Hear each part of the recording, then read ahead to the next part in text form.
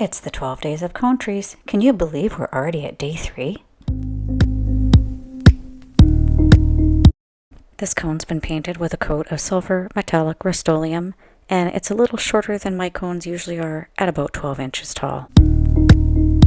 I'm using this rhinestone trim that you can pick up at the dollar store.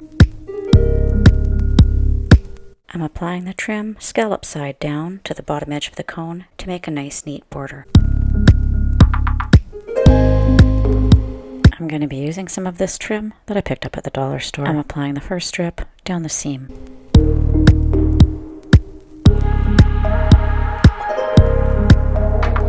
This is where the first seam is, and I'm going on the opposite side to do the second strip.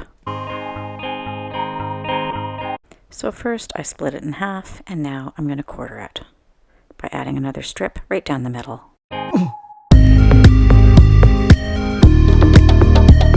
Next I'm going to use these square rhinestones, and I'm going to use them diagonally.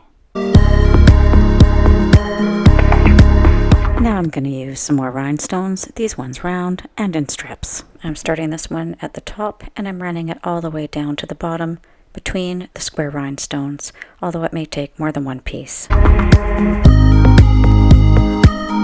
Then I added 2 more of the square rhinestones on either side for a total of 3 on each side.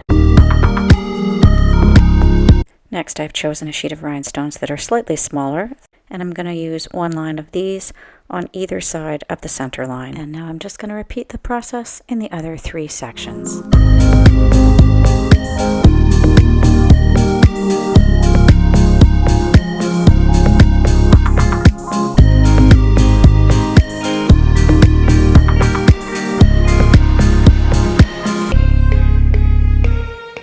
And I'm going to glue down the upper edges of the strips at the top section of the cone so that they don't come loose. Although it sits nice and flat on the table, it seemed like it just needed a little bit of a lift.